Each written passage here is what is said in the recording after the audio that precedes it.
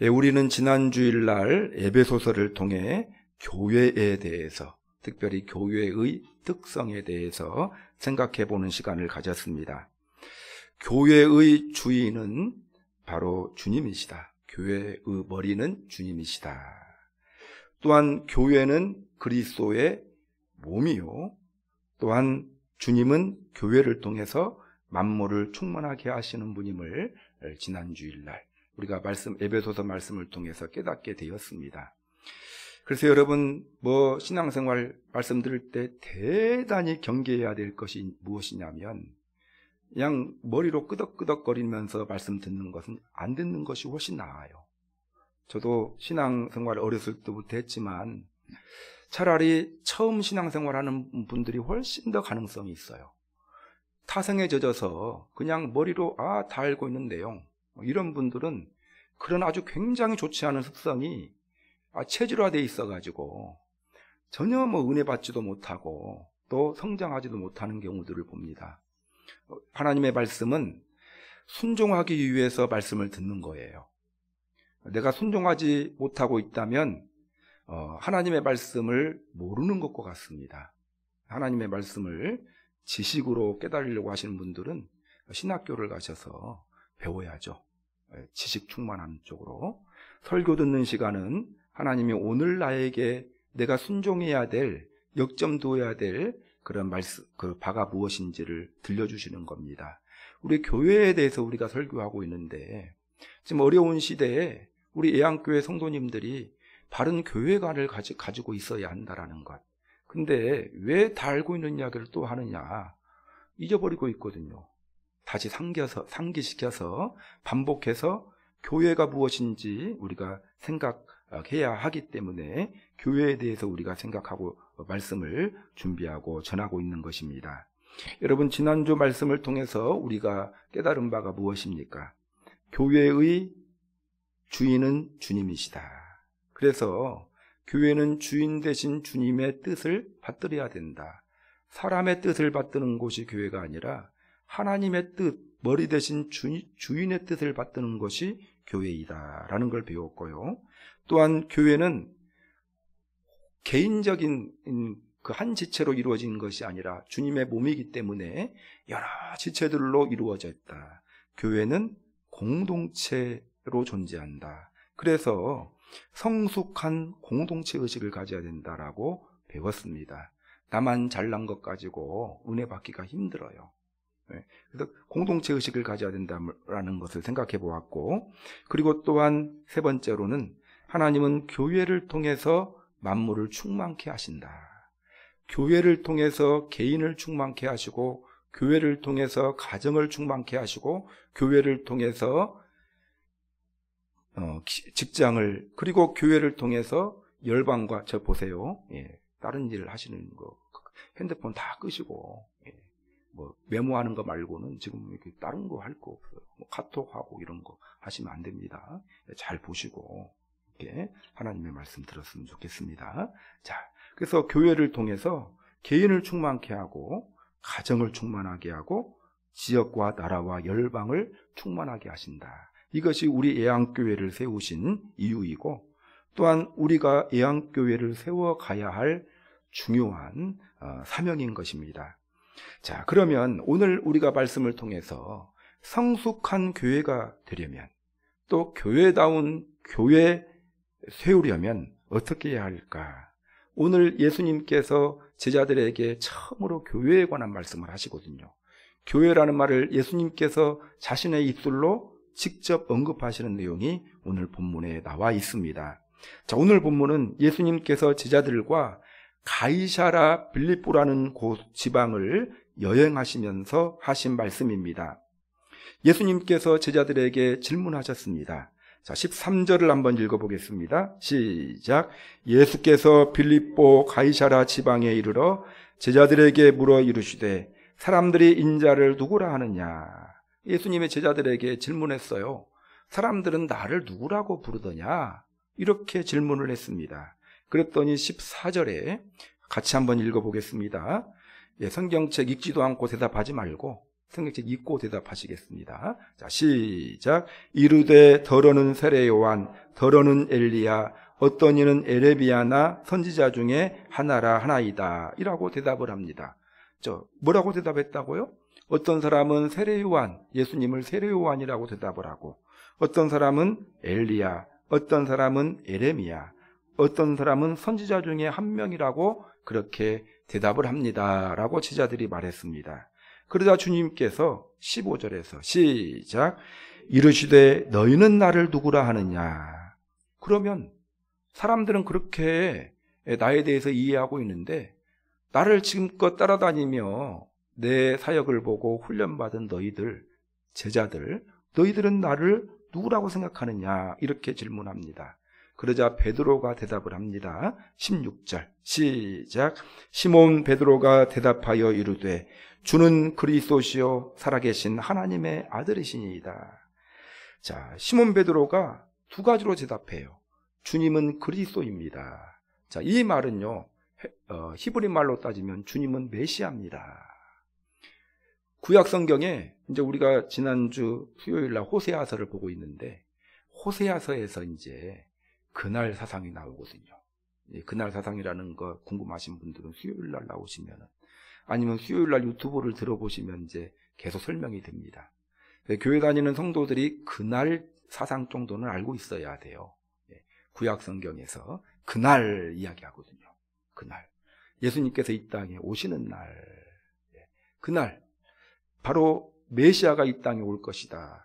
이 메시아가 무엇이냐면 어떤 뜻입니까? 기름 부음 받은 자. 어떤 사람이 기름 부음 받으냐면 왕입니다. 왕.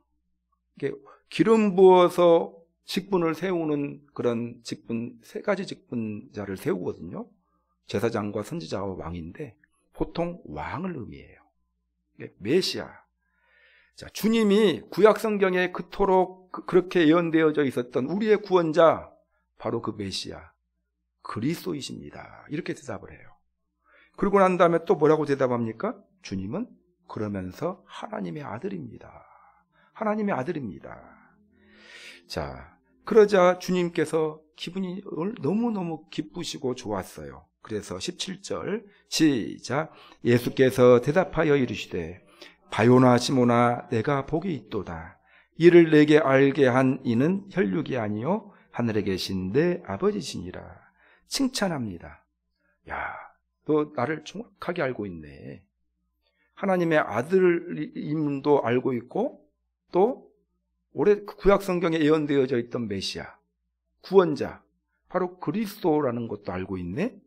이렇게 생각하고 그 신앙 고백을 듣고 주님께서 기뻐하셨습니다. 그래서 여러분, 이제 이 고백을 듣고 난 다음에 예수님께서 지금까지 한 번도 하시지 않았던 말씀을 딱 하십니다.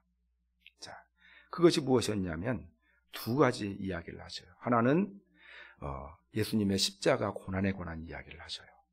자, 그래서 오늘 이제 본문 뒤쪽에 보면 나와 있어요. 16장 오늘 뒤에 보면은 21절을 한번 읽어보겠습니다. 시작. 이때로부터 예수 그리스도께서 자기가 예루살렘에 올라가 장로들과 대제사장들과 서기관들에게 많은 고난을 받고 죽임을 당하고 제3일에 살아나야 할 것을 제자들에게 비로소 나타내시니. 이제 예수님이 지금까지는 이 말을 못했어요. 내가 고난받을 것이다. 내가 죽을 것이다. 그리고 내가 부활할 것이다. 왜 이 이야기를 못했겠습니까? 제자들의 믿음의 수준이 그 말을 감당할 만한 믿음의 수준이 아니었어요. 제자들은 예수님을 왜 따라다녔냐면 출세하려고 따라다녔어요. 다 똑똑히 빼놓고 예수님이 메시아, 왕이 될 거라고 생각을 했거든요. 그럼 예수님 제자가 되면, 왕이 되면 내가 한 자리 하는 것 아니겠습니까? 출세하려고 따라다녔는데, 그렇게 딱 믿고 예수님 따라다녔는데 예수님이 갑자기 죽는데요. 뭐 이런 이야기 하면은 어떤 생각 들겠습니까? 믿음대로 놔버리고 예수님 따라다니는 거 버려버리고 이제 내 길을 따라가겠죠. 근데 베드로의 고백을 딱 들어보니까 베드로가 나를 제대로 알고 있거든요. 주는 그리스도시요 살아계신 하나님의 아들이다. 야, 이 정도 됐으면 내가 이제 십자가 이야기해도 되겠구나 하고 십자가에 대해서, 십자가 고난에 대해서 이야기를 합니다.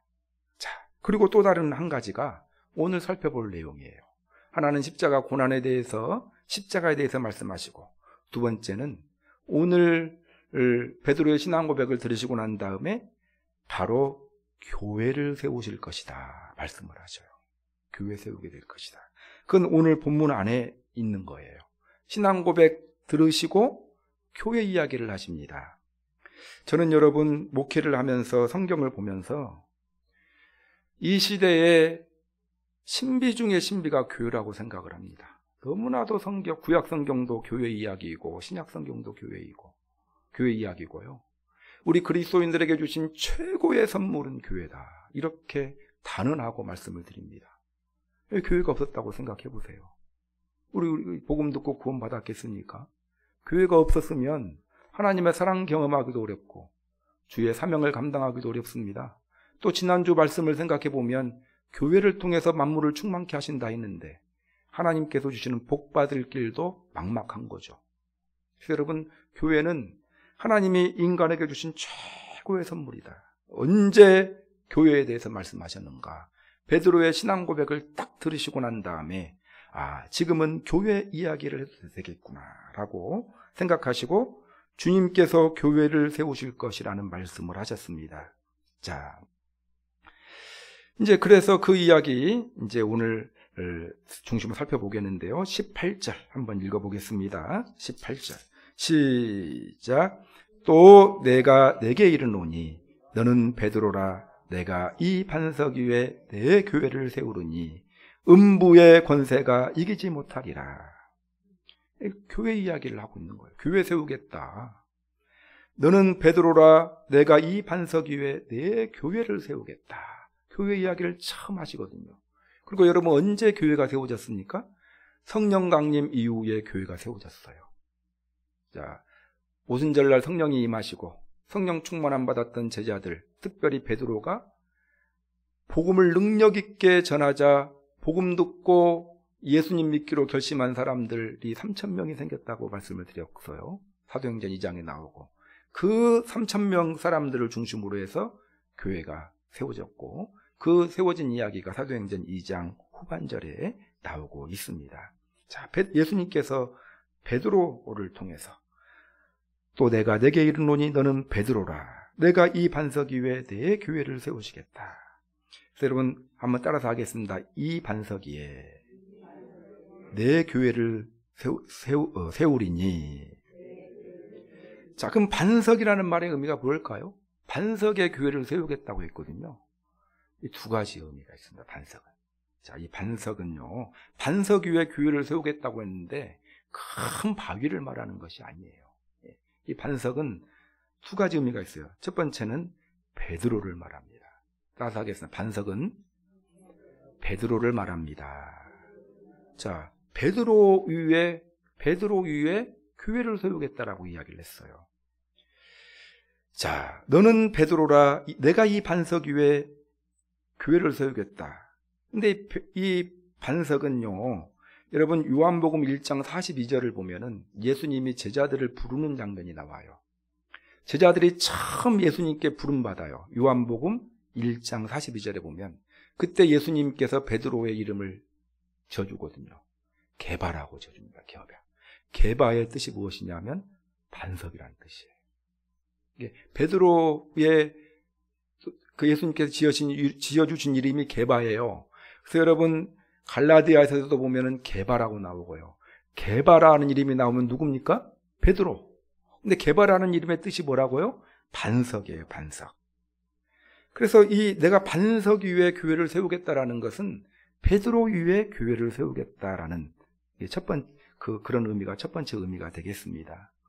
실제로 여러분, 베드로가 초대교회 세워질 때 반석과 같은 역할을 하게 되었습니다. 아까 간단하게 말씀드렸지만 집에 가서 한번 사도행전 2장을 쭉 읽어보면은요, 실제로 초대 예루살렘 교회의 탄생 과정을 보면 베드로를 통해서 세워졌어요. 베드로를 통해서 성령 충만함 받은 베드로가 복음 전하자 3,000명이 예수님 믿고 교회가 생겼습니다. 그 이야기가 사도행전 초반전에 쭉 나와요. 그래서 베드로는요, 예수님이 승천한 뒤에 말씀을 따라 제자들을 이끌었고, 예수님을 떠나지 않고 성령 강림할 때까지 모여서 기도하게 이끌었고, 성령이 임하신 뒤에 성령 받은 사람들을 통해서, 또 복음을 전하고 예수님 믿는 사람들을 통해서 초대교회 형성하는데 아주 지대한 그런 역할을 감당했다라는 것입니다. 자, 그러면 여러분, 베드로를 통해서 세워졌거든요. 이 부분을 개신교에서는 이렇게 해석을 하는데 천주교는요, 이제 또 좀 해석하는 면이 달라요. 근데 우리는 이제 개신교는 말씀 중심의 종교잖아요. 이 말씀을 통해서 생각해 보면, 여러분, 베드로가 누구죠? 제자 아닙니까? 그렇죠. 이게 베드로를 통해서 실제로 초대교회가 세워졌어요. 그러면 이것이 지금 현재 우리 예양교회를 세우는데, 현재 교회를 세우는데 어떤 의미가 있을까? 이 베드로는 제자였습니다. 예. 제자는 어떤 사람이죠? 훈련받은 사람이 제자잖아요. 예수님의 제자, 12명의 제자들이 예수님을 통해서 배우고 훈련받았어요. 예수님을 통해서. 훈련받은 성도를 제자라고 부르죠, 보통. 자, 그래서 여러분, 교회는요, 사람을 통해서 세워져요. 사람을 통해서. 근데 어떤 사람을 통해서 세워지는가? 베드로와 같은 훈련된 성도를 통해서 교회가 세워지는 것입니다. 지금껏 교회가 세워지는 사례와 역사를 쭉 한번 봐보세요. 훈련된 성도를 통해서 교회가 세워집니다. 그래서 여러분, 우리 예양교회가 든든하게 세워지기를 원하죠. 교회를 세우는 중요한 방법이 이겁니다. 우리 예양교회 성도님 한 분 한 분이 훈련된 베드로와 같은 제자가 되었을 때 이 제자를 통해서 하나님의 교회를 세워진다라는 것이죠. 그래서 훈련된 성도를 통하지 않고는 교회가 세워질 수가 없어요.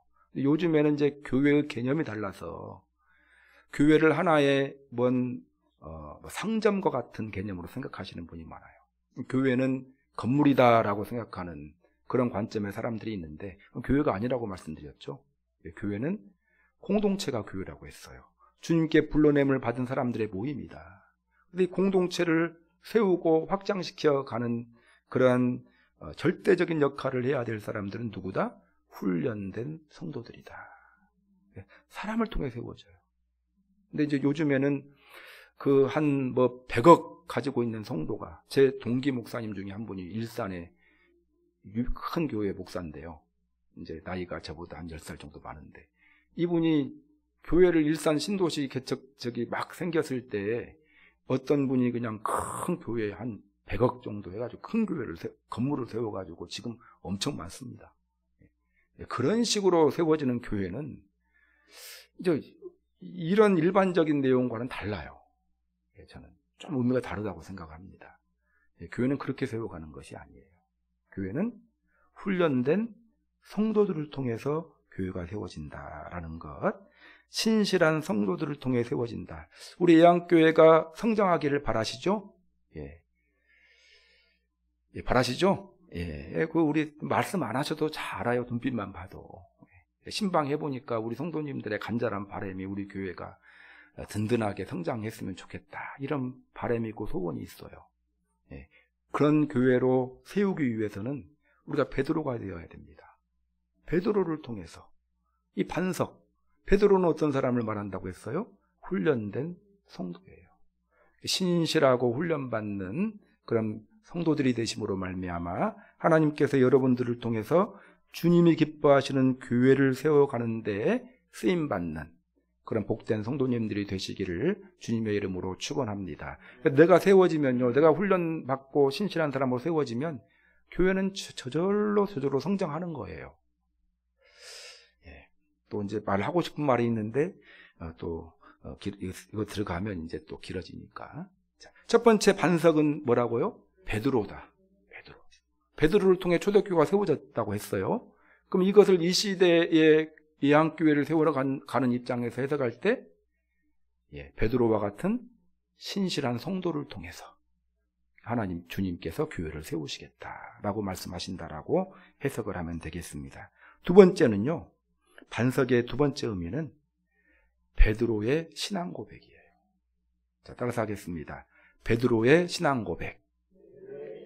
예, 반석의 첫 번째 의미는 베드로고요. 두 번째는 베드로의 신앙 고백이에요. 자, 16절 베드로가 어떻게 신앙 고백했습니까? 16절 한 번 더 읽어보겠습니다. 시작. 시몬 베드로가 대답하여 이르되 주는 그리스도시요 살아계신 하나님의 아들이시니이다. 이 두 가지의 개념을 고백했다고 했죠.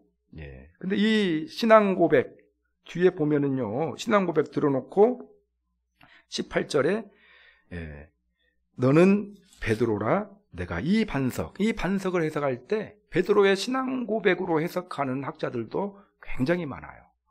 이 반석은 베드로의 신앙 고백. 그래서 여러분, 베드로의 신앙 고백을 통해서 반석을 세우겠다라고 말씀하십니다.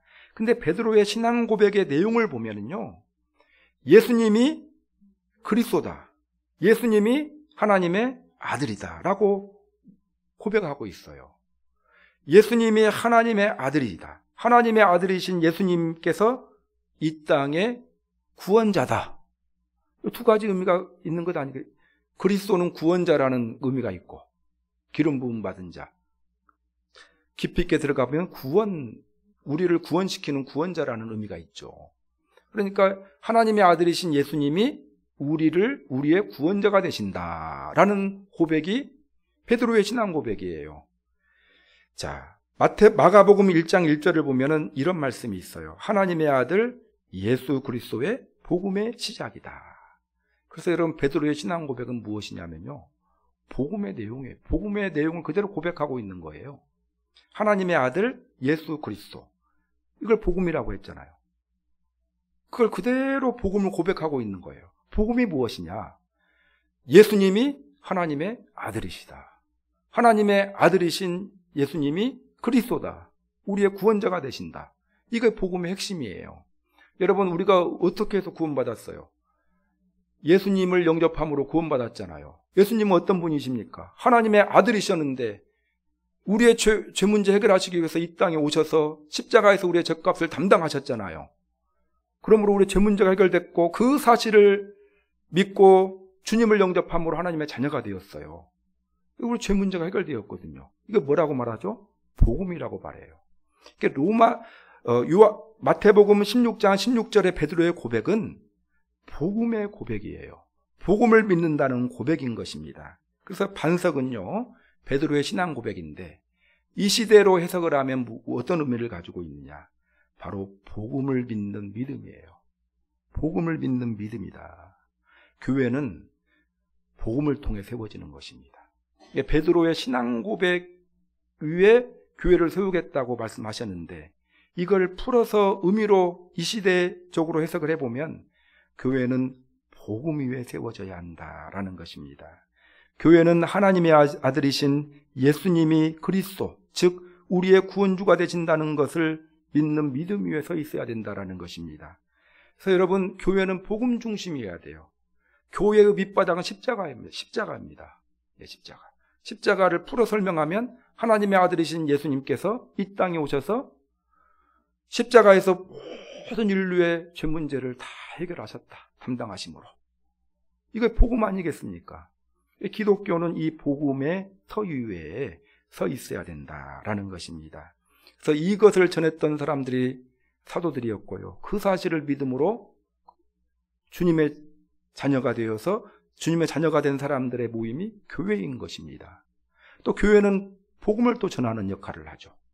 복음을 듣고 교회가 되고, 또한 교회가 열심히 또 교회의 복음을 전하는 그런 사명을 감당하게 되었다. 그래서 여러분, 교회의 핵심 중의 핵심은, 중심 중의 중심은 바로 복음이다라는 것입니다. 그래서 우리 예안교회 성도님들, 우리 교회를 세우기 위해서 힘써야 되는 그런 하나님의 일꾼들인데, 우리 교회를 복음 중심, 십자가 중심으로 세우기를 힘써야 합니다. 그래서 열심히 복음을 전하는 그런 일들을 통해서 교회가 세워진다. 그래서 복음 전파를 통해서 교회가 세워지는 것입니다. 다른 방법은 있을까요? 없을까요? 없어요. 복음 전파를 통해서. 이 반석은 베드로의 신앙 고백이라고 했는데, 이 베드로의 신앙 고백은 복음을 믿는 그런 믿음이거든요. 복음의 터 위에 우리 예양교회가 세워지고, 이 복음 전파를 통해서만 우리 예양교회가 세워질 수 있음을 항상 기억하고, 우리 예양교회가 철저하게 복음 중심의 교회가 될 수 있도록 노력하고 협력하고 기도하시는 여러분들이 되시기를 바랍니다. 자, 반석의 두 가지 의미를 통해서 한번 우리 교회가 어떤 교회가 되어야 성장할 수 있는지를 생각해 보는 시간을 가졌습니다. 자, 오늘 본문이 말씀하고 있는 또 다른 하나의 본질이 있습니다. 바로 무엇이냐면 교회가 주님의 교회라는 거예요. 자, 18절을 다시 한번 읽어보겠습니다. 시작. 또 내가 내게 이르노니 너는 베드로라. 내가 이 반석 위에 내 교회를 세우리니 음부의 권세가 이기지 못하리라. 그래서 이 반석을 생각해 보았고요. 두 번. 반석의 두 가지 의미 생각해 봤죠? 하나는 베드로, 하나는 베드로의 신앙 고백. 자, 베드로는 무엇을 상징한다고 했습니까? 신실한 성도, 훈련받은 성도. 그 다음에 베드로의 신앙 고백은요, 복음을 믿는 믿음이라고 말씀드렸죠. 자, 두 번째는요, 이 반석 위에 누구의 교회를 세우겠다고요? 내 교회. 주님의 교회. 교회를 주님께서 내 교회라고 이야기를 했습니다. 지난주에 설명드린 것과 좀 겹치는 부분이 있는데, 교회의 머리가 주님이시라는 거예요. 내 교회라는 말은 주님의 교회라는 거예요. 주님의 교회라는 교회가 있어요. 실제로 이름을 주님의. 좀 그런 것을 왜 그런 식으로 교회를 짓는가 좀 저는 좀 마땅치 않다고 생각을 합니다. 뭐 어디 보니까 막 사도 바울 교회도 있더라고요. 그럼 사도 바울 교회는 바울의 이름을 바울로 고쳐가지고 바울이라는 이름을 가지고 있는 분들이 다녀야 되는 것 아닌가 싶어요. 교회 이름을 조금 의미 있게 좀 줬으면 좋겠는데, 하여튼 교회는요, 내 교회, 주님의 교회예요. 장차 주님께서 세워질 교회에 대해서 예언하시면서 그 교회를 내 교회라고 했습니다. 따라서 하겠습니다. 내 교회. 그럼 이 땅에 세워진 교회는 다 누구 겁니까? 예, 주님의 거예요. 하나님의 거. 근데 교회 모습은 있는데 우리가 볼 때는 교회인데 교회 아닌 교회도 굉장히 많아요. 교회는 교회예요. 교회라고 써져 있어, 이름은. 근데 하나님께서 보실 때 교회가 아니에요. 거기는 머리가 주님이 아니에요. 그런 교회 말고, 예, 머리가 주님이신 교회. 예. 세상의 모든 교회는 주님의 교회입니다. 교회의 소유는 주님의 거예요. 예양교회는 누구 겁니까? 예, 목소리가 작아요. 누구 겁니까? 예, 조금 그냥 동의하지 않는 면이 있어 작은 건 아니죠. 주님의 교회입니다. 예, 이건 분명히 해야 돼요. 주님 거예요, 교회는. 예. 겉으로 볼 때는 부족한 것이 있어 보일 수 있고, 허물이 많은 사람들이 교인이어서 문제가 있어 보일 수는 있을지 모르겠지만, 이 교회는 주님의 교회입니다. 여러분, 도덕군자가 있었어요, 도덕군자가. 근데 아들이 행실이 좀 바르지 못해요. 아버지는 굉장히 훌륭한 사람인데, 아들은 좀 많이 못 미쳐요. 그럼 그 아들이 아버지 거 아닙니까? 아버지 거예요. 주님은 전능하시고 거룩하고 사랑이 많으신 주님인데, 교회 다니는 한국교회 교인들이 형편없어요. 사기끼질 다분하고. 그래야 욕을 먹어요. 그렇다고 소유가 바뀝니까? 아니에요. 우리가 교회가 많이 부족하고 허물이 많지만, 그러나 교회는 주님의 겁니다. 우리 예양교회 주님의 것입니다. 분명한 의식을 가져야 합니다. 그래서 우리가 교회에 대해서 어떤 태도를 가져야 될까? 여러분, 교회는 주님의 것이기 때문에 첫 번째로 교회를 귀하게 여겨야 됩니다. 예. 따라서 하겠습니다. 교회를 귀하게 여겨야 합니다. 그러면 교회 귀하게 여겨야 돼요. 주님의 것이기 때문에. 내가 볼 때 좋아 보여서 마음에 든다고 해서 귀하게 여기고, 내가 볼 때 좋지 않다고 해서 하찮게 보면 안 돼요. 교회는 다 귀한 거예요. 보잘것없어도 귀한 겁니다. 사람이 몇 명 안 다녀도 교회 무시하면 안 돼요. 여러분, 선거철이 되면은 이제 선거에 출마하신 분들이 작은 교회 무시하거든요. 그 사람들은 이제 관점이 달라요. 그렇지만 교회 다니는 성도가 10명이라고 해도 그 교회는 굉장히 소중한 겁니다. 여의도 순복음교회 소중하죠? 말 안 해도 소중하다고 해요. 왜? 그 기준이 왜 그렇죠? 30만 명 다니니까 많다고 생각하죠.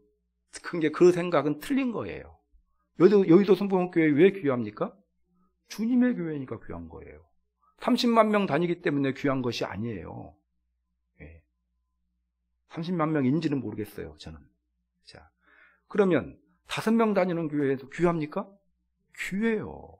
우리 예한교회 성도님들은 귀하게 보시기를 바랍니다. 왜냐하면 주님의 것이기 때문에. 요사이 교회를 함부로 여기는 풍조가 번져가고 있습니다.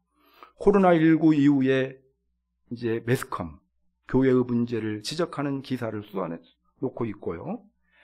인터넷에 반기독교적인 정서가 팽배해지면서 교회를 조롱하는 글까지 차고 넘쳐. 이제 기독교 소리 들어도 별로 그냥 이제 감동도 안 와요. 옛날 처음엔 충격이었던데. 목사를 뭐라고 하신 줄 아십니까, 여러분? 먹사라고 하더래, 먹사. 잘 먹는다 해가지고 먹사라고 하고. 그런 말 들어도 그냥 충격도 안 돼요. 예. 교회를 여러 조롱하는 글이 넘쳐나고 있는데, 심지어 예수 믿는 사람들조차도, 교회 다니는 사람도 교회를 무시해요. 아주 교회를 폄훼합니다. 그러나 여러분, 그래서는 안 됩니다. 교회가 내 마음에 들지 않는다고 해서 교회를 함부로 말해서는 안 됩니다. 아까 말씀드렸잖아요, 여러분. 교회를 섬기고 있는 사람들의 실수나 허물 때문에 교회 자체를 함부로 대해서는 안 됩니다. 왜냐하면 교회는 허물이 많아도 주님의 것이기 때문에. 주님의 것이기 때문에 귀하게 여겨야 된다는 것입니다. 아까 말씀드렸지만 제 아들이 부족해도 제 아들 함부로 대하면 기분 좋습니까? 안 좋습니까? 나빠요. 왜 기분 나쁘죠? 나를 함부로 대하는 것과 같이 여겨지기 때문에. 교회를 함부로 여기면 주님의 기분이 나빠요. 일단 이해는 돼요. 이해는. 왜냐하면 교회 다니는 사람들의 행실이 너무나 부족하니까. 이해는 되나 그렇다고 해서 기분 좋은 것이 아니에요. 교회가 제 기능을 감당하지 못하고 있다고 해도 교회는 주님의 것이기 때문에 함부로 대해서는 안 됩니다. 그래서 우리 예한교회 성도님들도 이제 생각을 바꿔야 돼요. 교회가 작아도 소중하게 여기시기를 바랍니다. 주님의 것이기 때문에. 그래서 우리는 교회를 귀하게 여겨야 됩니다. 교회 귀하게 여기신 우리 성도님들이 되시기를 주님의 이름으로 축원합니다. 그래서 여러분, 진짜로 교회 귀하게 여기시는 분들 보면 믿음이 진짜예요. 보면 그냥 작은 교회라고 딱 와가지고 딱 무시하고 그냥 목에 빳빳이 힘들어가고 하시는 분들 보면 인정하고 싶지를 않아요. 너무 기본이 안 되어 있기 때문에. 교회는 주님의 교회거든요. 그래서 주님의 것이기 때문에 소중히 여기시기를 바랍니다. 두 번째, 여러분, 주님의 뜻을 앞세우는 교회가 되어야 돼요. 교회는 내 것이다. 주님의 교회이기 때문에 첫 번째로는 귀하게 여겨야 되고, 두 번째는 주님의 뜻을 앞세우는 교회가 되어야 합니다. 따라서 하겠습니다. 주님의 뜻을 앞세우는 교회가 되어야 합니다. 그래서 교회는 주님의 뜻을 앞세워야 돼요. 이건 지난주에와 중복되는 부분이었기 때문에 제가 짧게 하고 넘어갈게요. 교회는 내 교회라고 했잖아요. 주님의 교회라고 했기 때문에, 여러분, 주님의 것이기 때문에 교회의 가장 절대적인 가치는 주님의 뜻이에요. 그래서 우리들의 생각을 정리해서 모았다. 이건 참고 정도고요. 말씀드렸죠. 재직회 때 결정을 했어요. 만장일치로 결정했어요. 근데 그것이 주님의 뜻하고 틀려요. 그럼 어떻게 해야 되죠? 그 뜻을 채택할 수가 없어요. 주님의 뜻이 무엇이요? 성경이에요, 성경. 그래서 성경의 말씀에 부합한가 아닌가를 따져야 돼요, 항상. 성경 말씀에 부합한데, 부합한 걸 가지고 상의하고 다수결로 결정할 수는 있어요. 그런데 주님의 뜻에 부합하지 않는 것은, 이것은 생각 자체를 할 수가 없는 것입니다. 왜? 교회는 주님의 것이기 때문에. 주님의 뜻을 앞세우는 교회를 세우기를 우리가 힘써야 됩니다. 세 번째는요, 교회는 주님의 것이기 때문에 주님의 영광을 나타내는 교회가 되어야 합니다. 따라서 하겠습니다. 주님의 영광을 나타내는 교회가 되어야 합니다. 그래서 여러분, 우리가 예안교회 앞으로 힘쓰게 될 때 주님의 영광 나타내기를 힘써야 돼요. 성경은 참 특별한 책이죠. 수많은 인물들이 등장합니다. 위대한 인물들도 등장하기도 하지만, 그러나 그 여러 인물들에 대한 단점, 실수, 치명적인 죄까지 그대로 표현해주고 있어요. 성경에서는. 아브라함도 위대한 인물이지만 실수도, 모세의 실수도, 다윗의 실수도 다 드러나 있거든요. 여러분, 위대한 인물이지만 그들은 사람이거든요. 오직 하나님께만 영광 돌려야 한다라는 것입니다. 교회가 주님의 교회라는 것은, 교회는 오직 하나님께 영광을 돌려드리는, 영광이 나타나는 곳이 되어야 한다라는 것입니다. 그래서 뭐가 나타나야 된다고요? 주님의 영광. 헌신한 사람들의 영광이 드러나는 곳이 아니에요, 교회는. 이제 가끔 가다 보면은 어서 예배드리고, 제가 여기 이제 우리 예안교회 지금 목회하고 있어서 주일날 또 수요일날 다른 교회 갈 일이 별로 없었어요. 근데 이제 여기 오기 전에 한 10개월 정도 쉴 때 이제 여러 교회를 다녀봤는데요. 가서 딱 그 말씀 듣고 예배 들어보면 그 교회가 이제 좀 약간 판단이 돼요. 어떤 판단이 되냐면, 막 자꾸 목사님의 이름이 나온다거나 사람의 이름이 나온다거나 이런 교회는 그 사람의 관점에서 놓고 봤을 때는 좀 은혜로울지는 모르겠지만 싹 그렇게 바람직한 것 같지는 않아요, 여러분. 교회는 사람이 드러나는, 사람의 영광을 위한 곳이 아니라 오직 하나님께 영광 돌려드려야 되는 곳이 교회다라는 것을 항상 우리가 기억했으면 좋겠습니다. 자, 말씀을 정리할게요. 자, 교회는 누구 거라고 말하고 있죠? 내 것이다, 주님의 것이다. 그러면 주님의 것이기 때문에 우리가 어떻게 해야 된다고 했습니까? 교회를 귀하게, 모든 교회를 귀하게. 그리고 또 두 번째, 지난주 살펴봤기 때문에 짧게 다 살펴봤어요. 교회는 어떤 교회가 되어야 됩니까? 주님의 뜻을 앞세우는 곳이 돼요. 주님의 뜻. 내 의견 반영 안 됐다고 교회 옮기는 사람도 있어요. 그럴랍니까? 내 의견이 반영 안 됐다고 해서 실망해가지고 교회 옮기려고 그런 저차원적인 생각 하시겠습니까? 자, 그럴랍니까? 예. 자, 그리고 세 번째는 뭐예요? 주님의 영광. 주님의 영광. 주님께 영광 돌려드리고 주님의 영광이 나타나는 곳이 되어야 합니다.